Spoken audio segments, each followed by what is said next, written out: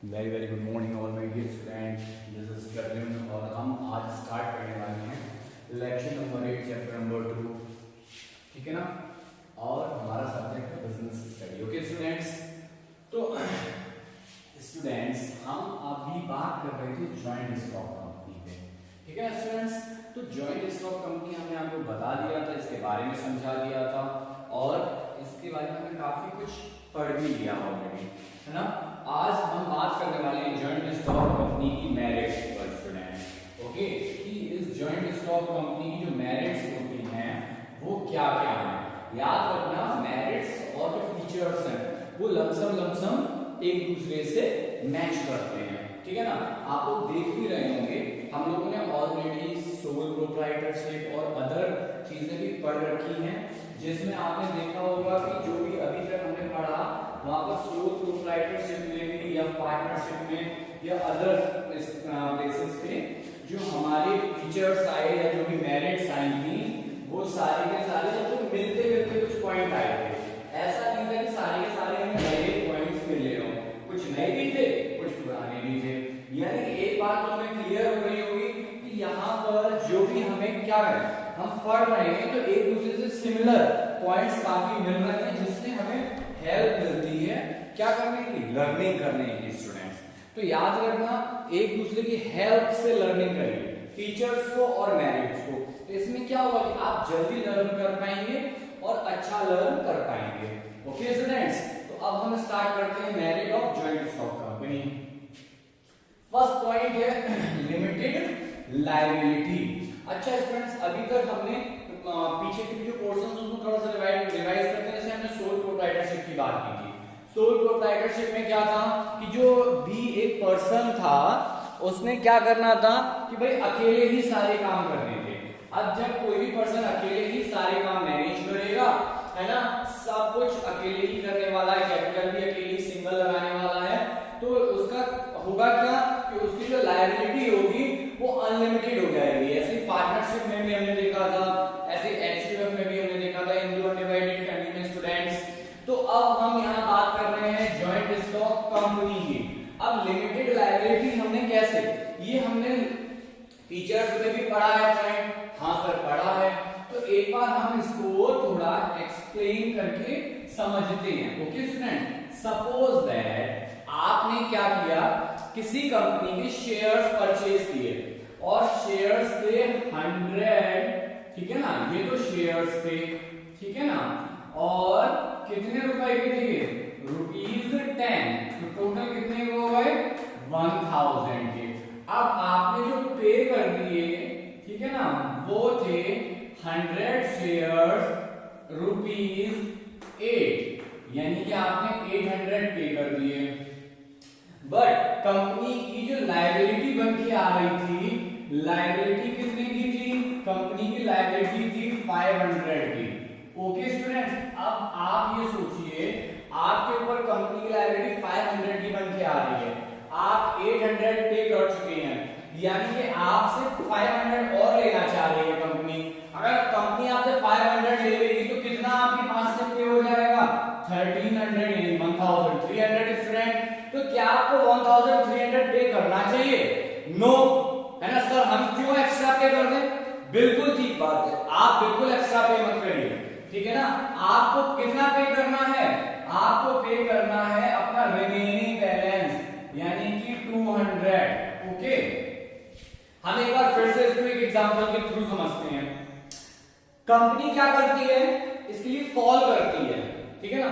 जब कंपनी आपको कॉल करेगी आप फोन उठाओगे, कंपनी कहेगी कि आपने, कंपनी हेलो, आप कहेंगे हाँ हेलो, तो होगा क्या, कंपनी कहेगी कि आपने शेयर की एप्लीकेशन दिया था, आप कहेंगे हाँ हाँ हमने एप्लीकेशन दिया था।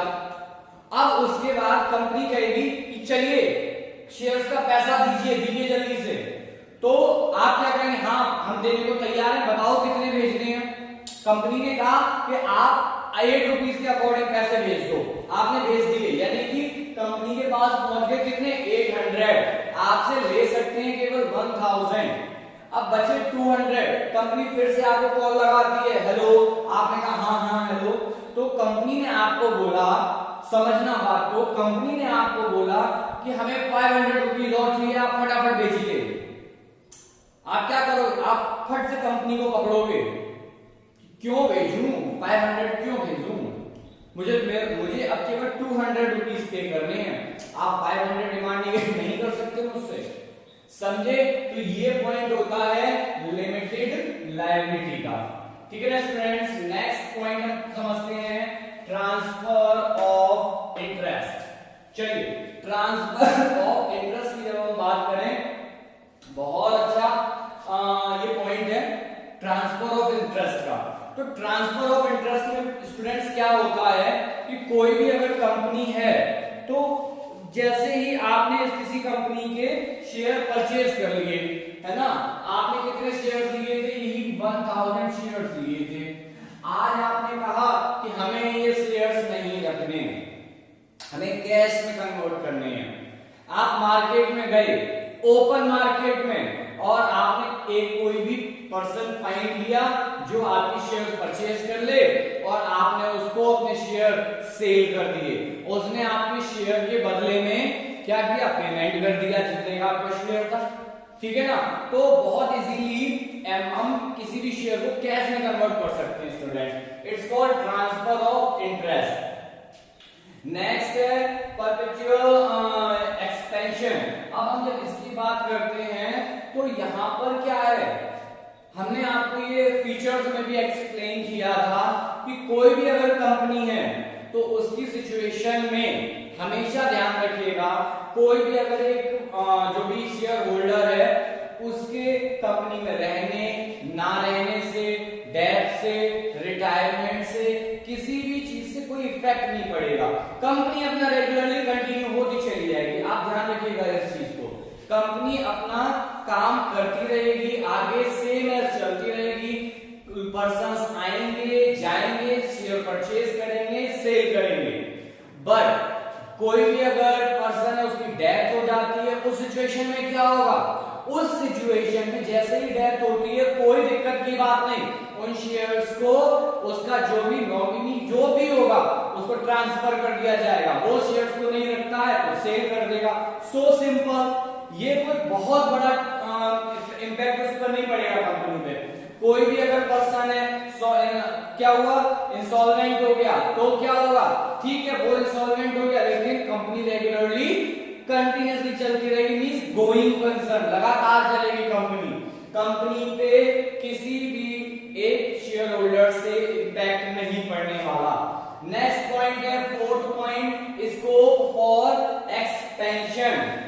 हमने बात की स्कोप फॉर एक्सपेंशन की, तो स्टूडेंट ध्यान से सुनिएगा। अब as compared of sole proprietorship and partnership forms of organisation, a company has huge financial resources from public as well as through loans from bank and financial institution.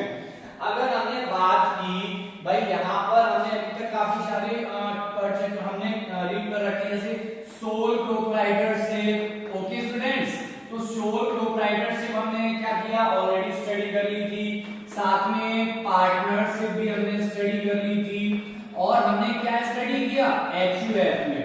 इन सब में एक चीज कॉमन निकल के आई भाई, अगर कोई सिंगल पर्सन है, समझिए अगर आप अकेले हैं तो हमेशा आपकी कैपेबिलिटी होती है जिसके बाद आप भी फाइनेंशियली अपने आप को स्ट्रॉन्ग फील नहीं करेंगे। होगा क्या, आप अपने पास के कैपिटल जब इंट्रोड्यूस करेंगे मार्केट में अपने बिजनेस में तो उसकी एक लिमिट होगी, उस लिमिट से ज्यादा आप आगे नहीं बढ़ सकते, चाहे कोई भी हो। मैंने एग्जांपल भी दिया था, ठीक है ना। अब फिर से पार्टनरशिप की बात करते हैं। पार्टनरशिप में मैंने आपको बताया था 2, 3, 4, 5 पर्सन मींस 2 और मोर पर्सन, मैक्सिमम मैंने बताया था 150, और मैंने केसेस भी बताए थे, ठीक है ना, कि किस सिचुएशन में 100 और किस सिचुएशन में 50। रिमाइंड करिए सारे के सारे स्टूडेंट्स। तो अगर इतने लिमिटेड पर्संस होंगे तो लिमिटेड कैपिटल भी मार्केट के अंदर इन्वेस्ट कर सकते हैं, ठीक है ना। अगर हमने बात की थी एचयूएफ की, एचयूएफ में क्या था, एक फैमिली होगी, फैमिली में एक बहुत इंपॉर्टेंट वर्ड लगा हुआ होता है स्टूडेंट्स, ध्यान रखिएगा, ब्लड रिलेशन। यानी कि ब्लड रिलेशन होगा तो एक साथ काम करेंगे, अदरवाइज वो एक ही फर्म में नहीं होंगे। ध्यान रखना, ब्लड रिलेशन, अगर ब्लड रिलेशन में एक फैमिली के पास एक लिमिटेड अमाउंट होती है, ऐसा नहीं होगा कि अनलिमिटेड अमाउंट है, तो वो भी एचयूएफ में एक लिमिट तक ही अपने पैसे को इन्वेस्ट कर सकते हैं स्टूडेंट। बट हमने बात की अब जॉइंट स्टॉक कंपनी की, नो इश्यू, ठीक है ना, कंपनी, लेकिन याद रखना स्टूडेंट्स, ऐसा भी नहीं है कि कंपनी जितना चाहे मार्केट में शेयर इशू करती रहे और पैसा लेती रहे, नहीं। जब भी किसी भी कंपनी को हम स्टार्ट करते हैं, उसका रजिस्ट्रेशन करते हैं, उस टाइम पर कंपनी के बिजनेस के नेचर को मेंशन करना होता है और ये भी शो करना पड़ेगा कि हमारा जो भी बिजनेस है उसमें कितना इन्वेस्ट करने वाले हैं और वो किस क्वांटिटी में हमारा बिजनेस एस्टैब्लिश होने वाला है, उसी के अकॉर्डिंग मार्केट में शेयर्स इशू होते हैं। ऐसा नहीं होता कि जितनी मर्जी आई हमने शेयर इशू किए स्टूडेंट। तो यहां पर हमने बात किया कि अब होगा क्या, कोई भी कंपनी है, ठीक है ना, मार्केट में आई, पैसे के इश्यू, भाई हमने क्या किया, हमें पैसे चाहिए, कैपिटल चाहिए अपने बिजनेस के लिए, तो हमने शेयर इशू कर दिए। अब जब हम बड़ी लेवल पे अपना ऑर्गेनाइजेशन स्टार्ट कर रहे हैं, बड़ी कंपनी चला रहे हैं, तो वहां क्या होगा कि जो भी कंपनी है वो एक ह्यूज अमाउंट को कलेक्ट कर सकती है मार्केट से, साथ में ह्यूज अमाउंट तो कलेक्ट की ही, उसके साथ में डेब्ट भी बहुत एक बड़ी अमाउंट में क्या कर लेगी, रिसीव कर सकती है। तो इसलिए यहां पर कभी भी जॉइंट स्टॉक कंपनी के अंदर पैसे की शॉर्टेज नहीं आती। ओके स्टूडेंट्स, ध्यान रखिएगा। आई होप आपको पॉइंट समझ आया होगा, अगर दिक्कत आती तो आप मुझे बताएं। ओके, नेक्स्ट है फिफ्थ पॉइंट, प्रोफेशनल मैनेजमेंट। अच्छा, ये हमने अभी पॉइंट समझा कि हमारे पास कैपिटल की प्रॉब्लम नहीं है, हमारे पास डेब्ट के लिए भी प्रॉब्लम नहीं आ रही है। तो जब हमारे पास सफिशिएंट क्वांटिटी में मनी होगा तो हम क्या उसको बचा के अपने पास रखेंगे? नो सर, एक अच्छा बिजनेसमैन कौन होता है, हमारे पास जितना ज्यादा अमाउंट है हम उसको उतना ही ज्यादा इन्वेस्ट करें। अच्छा बिजनेसमैन वो नहीं कि पैसे तो बहुत कमा रहा है और अपने जेब में रखता जा रहा है कलेक्ट करके, वो एक अच्छा बिजनेसमैन कभी नहीं होता। अच्छा बिजनेसमैन हमेशा पैसे को मार्केट में इन्वेस्ट करता है। तो जब हमारे पास पैसे अच्छे होंगे तो क्या होगा, हम प्रोफेशनल पर्संस को सर्च करेंगे मार्केट के अंदर। जब प्रोफेशनल मैनेजमेंट हम हायर करेंगे, भाई आप सोचिए, आपने अपनी दुकान खोली तो क्या आपको तो बहुत ज्यादा टेक्निकल इश्यूज आते हैं? नो सर, सिंपल एक छोटे से एरिया को तो कवर करना है ना, आपको कोई डिस्ट्रिक्ट को भी कवर नहीं करना होता, ठीक है। ऐसे ही आपको समझ आना चाहिए कि एक स्मॉल एरिया को कवर करने के लिए नॉर्मल मैनेजमेंट चाहिए, बट एक ह्यूज कंपनी है, for example Tata group of industry, अब उसको मैनेज करने के लिए सिंगल पर्सन सफिशिएंट नहीं है। ओके, तो वहां क्या होगा, आप अच्छी से अच्छी सैलरी पे करोगे। जब सैलरी ज्यादा आप अच्छी पे करने जाएंगे तो आपको अच्छे पर्संस मिलेंगे, ठीक है ना। आपने सुना भी होगा, सुंदर पिचाई का तो नाम सबने सुन रखा होगा, आपको ये भी पता है कि उनकी सैलरी बहुत बड़ी अमाउंट है ना। तो क्यों है, reason, he is the perfect person as a CEO, ठीक है ना। तो जितनी अच्छी आप अमाउंट पे करोगे उतने अच्छे आपको पर्संस मिलेंगे अपने बिजनेस को मैनेज करने के लिए, ठीक है ना स्टूडेंट्स। आई होप ये 5 पॉइंट्स आपको समझ में आए होंगे स्टूडेंट्स। अब हम बात करने वाले हैं limitations of joint stock company. Okay students, तो भाई अब एक बात आप समझिए, कोई भी बिजनेस है, हर बिजनेस की लिमिट होती है। अब क्या क्या लिमिट है जॉइंट स्टॉक कंपनी की? मींस अगर हम बात करें तो यहां से हमारे डीमेरिट्स भी निकल के आते हैं, इनको डीमेरिट्स भी बोल सकते हैं। कैसे, वो अभी मैं एक्सप्लेन करता हूं, आप समझते जाइए। लिमिटेशंस में फर्स्ट पॉइंट है कॉम्प्लेक्सिटी इन फॉर्मेशन, ठीक है ना। कॉम्प्लेक्सिटी मींस अगर हम किसी भी चीज को स्टार्ट करें तो कहीं ना कहीं क्या प्रॉब्लम्स क्रिएट होती हैं सोसाइटी के अंदर। अच्छा समझो जरा, मैंने बोला था सोल प्रोप्राइटरशिप में क्या, इजी फॉर्मेशन, मैंने आपको पढ़ाया एचयूएफ, पॉइंट दिया मेरिट में इजी फॉर्मेशन, मैंने आपको इसके बाद पढ़ाया था पार्टनरशिप भी, वहां भी हमने एक पॉइंट डाला था इजी फॉर्मेशन। क्यों? क्योंकि वहां पर आपको लीगल फॉर्मेलिटीज फेस नहीं करनी पड़ती। बट यहां क्या होगा, जैसे ही आप स्टार्ट करेंगे अपनी कंपनी, तो कंपनी स्टार्ट करने के लिए, रजिस्ट्रेशन के लिए भाई आपको पहले पूरी फॉर्मेलिटीज करनी पड़ेगी, जिसमें आपको बहुत ज्यादा टाइम वेस्ट करना पड़ता है, इसको इन्वेस्ट भी नहीं बोल सकते हम ज्यादा। उसके बाद आगे सुनिए, आपको मार्केट से कैपिटल नहीं कलेक्ट करनी, क्या शेयर इश्यू करने हैं कि नहीं करने? जब आप शेयर इश्यू करेंगे तो ऐसा तो नहीं होगा ना कि आज आपने एडवर्टाइज निकाला, कल ही सारे के सारे लोग आपके पास एप्लीकेशन भेजना स्टार्ट कर देंगे कि सर हमें भी चाहिए शेयर्स, हमें भी चाहिए शेयर्स, ऐसा तो नहीं होगा, है ना। एक सर्टेन टाइम जरूर लगेगा। तो क्या होगा कि यहाँ पर सबसे ज्यादा कॉम्प्लेक्सिटी आती है फॉर्मेशन के लिए, वो time consuming students. Okay, next point है लैक ऑफ सीक्रेसी। मैंने ये भी पॉइंट आपको कहां पढ़ाया था? HUF partnership and sole proprietorship. याद रखना, यहां से जब मैं एक्सप्लेन कर रहा हूं इनको एग्जांपल में क्यों ले रहा हूं, ताकि आपके सोल प्रोप्राइटरशिप HUF एंड मैंने पार्टनरशिप में जो पढ़ाया है वो सारा आपका रिकॉल हो जाए स्टूडेंट्स। ओके, तो हमने बात की लैक ऑफ सीक्रेसी। यहां पर क्या था? लिमिटेड पर्संस थे, हम नहीं बताते किसी को मेरे अकाउंट्स कैसे हैं, बट कंपनी है, कंपनी में हजारों शेयर होल्डर्स के थाउजेंड्स, है ना, शेयर होल्डर्स होंगे उस कंपनी के अंदर। जब बहुत सारे शेयर होल्डर्स होंगे तो सबको आपको अकाउंट्स अपने शो करने पड़ेंगे कि भाई देखो आपने पैसा लगाया है, ओके, बट हम ट्रस्टवर्दी हैं, वी आर ट्रस्टवर्दी, है ना, organisation, so we can trust upon it. Okay student, तो क्या करना पड़ेगा आपको? उसके लिए आपको अकाउंट शो करने पड़ेंगे। जब पब्लिक आपके अकाउंट्स को देखेगी, कहेगी हाँ now we are satisfied with your accounts, with your work. Okay students, तो लैक ऑफ सीक्रेसी ऑटोमेटिकली आ जाएगी। भाई जब मार्केट में लोग आपके अकाउंट्स देख ही रहे हैं, उनको सब कुछ पता है आपके अकाउंट्स के बारे में, ठीक है ना, या आपके बिजनेस के बारे में, आपके बिजनेस से रिलेटेड इंटरनल मैटर्स भी यहाँ पर क्या हो जाते हैं? पब्लिक हो जाते हैं, क्योंकि इतने सारे लोग इन्वॉल्व होते हैं। जितने ज्यादा लोग इन्वॉल्व होंगे उतनी ही कम सीक्रेसी स्टूडेंट्स। नेक्स्ट पॉइंट है, थर्ड पॉइंट, ये भी किया, ये भी किया, ये है इम्पर्सनल वर्क एनवायरनमेंट। अब बात आई इम्पर्सनल वर्क एनवायरनमेंट मींस एक बहुत बड़ी कंपनी, हम सबसे ज्यादा मैं एग्जांपल देता हूं आपको टाटा ग्रुप का, तो आज भी एग्जांपल हम टाटा ग्रुप का ही ले लेते हैं। टाटा ग्रुप में कोई ना कोई कहीं ना कहीं जॉब करता ही है ना, आपके भी हो सकता है रिलेटिव्स हो टाटा ग्रुप में। अब वो टाटा ग्रुप में जो लोग जॉब कर रहे हैं, तो क्या रतन टाटा जी उन सबसे पर्सनली इन्वॉल्व हैं? हाँ सर, ये तो सही बोला, ऐसा तो हो ही नहीं सकता सर, कितने सारे लोग काम कर रहे हैं ह्यूज क्वांटिटी में, है ना। तो huge number of persons are working in Tata group, Reliance group of industry, है ना, एंड अदर इंडस्ट्रीज, ठीक है ना, अडानी ग्रुप, तो इनमें thousands lakhs persons are working, है ना। बट क्या टॉप मैनेजमेंट इन लोगों से डायरेक्टली इन्वॉल्व हो पा रहा है? नो सर, नहीं हो पाता। उन्होंने एक सिस्टम बना दिया, उन्होंने बनाया कि भाई पूरे टाटा ग्रुप को कंट्रोल कौन करेगा? रतन टाटा जी। उसके बाद वर्क को कौन देखेगा? टाटा ग्रुप ऑफ इंडस्ट्री के बोर्ड ऑफ डायरेक्टर, ठीक है ना। फिर उन्होंने क्या बनाया कि उसको कंट्रोल कौन करेगा और वर्किंग में कौन लेके आएगा? कंपनी सीईओ, फिर उसके बाद मैनेजर्स, है ना। तो ये एक सीरियल बना दिया उन्होंने।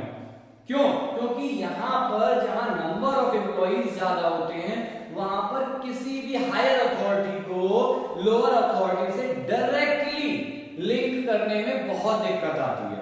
ओके स्टूडेंट, तो ये भी क्या होता है? लिमिटेशंस है, यानी डिमेरिट्स भी हम इसको बोल सकते हैं। नेक्स्ट पॉइंट है पॉइंट नंबर 4, न्यूमेरिकल्स रेगुलेशंस। अब यहां पर जरा समझिए इस पॉइंट को भी, मैं पढ़ता हूं, जरा ध्यान से सुनिएगा students. A company has to fulfill various legal provision and regulations such as auditing, taxation, voting, filing of report, preparation of documents, etc. This reduces of freedom of operation of company and takes away a lot of time, effort and money. Means जहां पर भाई अगर हम इस auditing का काम maintain करते हैं, टैक्सेशन का करते हैं, या फिर बोटिंग का काम, इसमें क्या है कि एक अमाउंट भी इन्वेस्ट होती है, मींस खर्च होती है। यहाँ पर हम इन्वेस्ट वर्ड भी नहीं यूज कर सकते, एक्सपेंस होती है, अमाउंट होती है, टाइम भी एक बड़ी उसमें क्वांटिटी में हम कह सकते हैं कि खर्च होता है, ठीक है ना। नेक्स्ट पॉइंट आता है डिले इन डिसीजन मेकिंग। एक बात बताओ, सोल प्रोप्राइटरशिप में आप अकेले हैं, आपको कोई भी नया डिसीजन लेना है, आप अपना डिसीजन लेंगे बस, आपको किसी से कोई मतलब नहीं होगा। क्यों? क्योंकि फाइनल डिसीजन आपका होगा। लेकिन जैसे ही एक कंपनी की बात आएगी, वहां पर जो भी बोर्ड ऑफ मेंबर्स होंगे या और अदर शेयर होल्डर्स होंगे, वहां पर शेयर होल्डर्स से भी परमिशन लेनी पड़ेगी, याद रखिएगा students. Next point, management by few.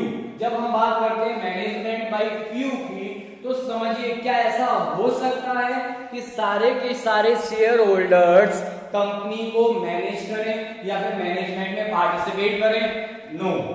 क्यों? क्योंकि कंपनी के शेयर होल्डर्स 10,000 तक होते हैं, 20,000 तक होते हैं। उस सिचुएशन में सारे के सारे पता चला कि मैनेजमेंट ने एक मीटिंग ऑर्गेनाइज कर दी, पता चला पूरा शहर ब्लॉक हो गया, है ना।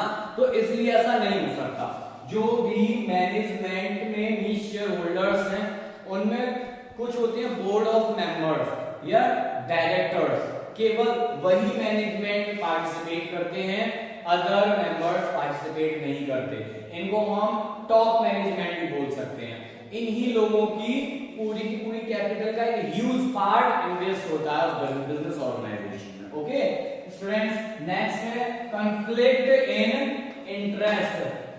अच्छा आप देखिए, यहां पर एम्प्लॉयज भी बहुत सारे होंगे सर, मार्केट में कस्टमर्स भी बहुत सारे होंगे सर, बोर्ड ऑफ डायरेक्टर भी होंगे सर, और शेयर होल्डर्स भी होंगे सर। इसमें भी कोई बताने वाली बात थी? बिल्कुल कोई बात बताने वाली बात नहीं है। अब समझिए जरा, क्या मार्केट का कस्टमर ये नहीं चाहेगा कि उसको बेस्ट क्वालिटी मिले लोएस्ट प्राइस पे? हाँ सर, हम भी तो यही चाहते हैं कि हमारी शर्ट ब्रांडेड हो पर डिस्काउंट एक ह्यूज अमाउंट में हो, करेक्ट? हाँ सर, हम भी चाहते हैं, हम भी दुकान पे यही करते हैं। उसके बाद अगर कोई भी एम्प्लॉय है, कहीं जॉब कर रहा है, क्या वो ये नहीं चाहता कि उसकी जो सैलरी है वो एक ह्यूज अमाउंट में हो? हाँ सर, मैं भी जॉब करूंगा तो सर मुझे भी चाहिए एक बड़ी अमाउंट में सैलरी, बिल्कुल, है ना। उसके बाद आगे जब बढ़ेंगे तो क्या शेयर होल्डर्स नहीं चाहते कि उन्हें ज्यादा से ज्यादा डिविडेंड मिले? हाँ सर, शेयर होल्डर्स भी चाहते हैं कि मुझे ज्यादा से ज्यादा डिविडेंड मिले। मैं शेयर होल्डर होऊंगा तो मैं भी यही कोशिश करूंगा मुझे ज्यादा से ज्यादा डिविडेंड मिलना चाहिए, ठीक है ना। उसके बाद क्या बोर्ड ऑफ मेंबर्स या बोर्ड ऑफ डायरेक्टर नहीं चाहते कि उनकी कैपिटल और ज्यादा इंप्रूव कर जाए?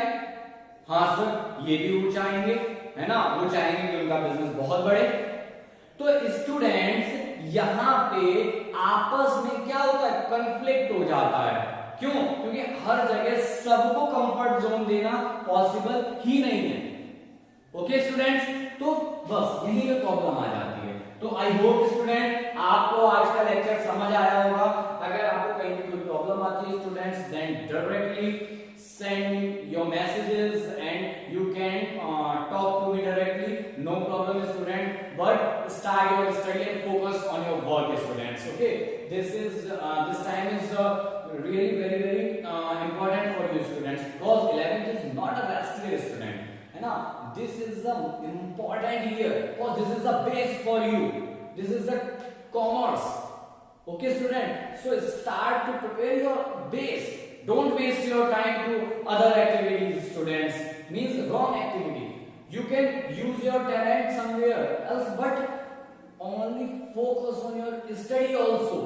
Okay students, so thank you student, have a nice day.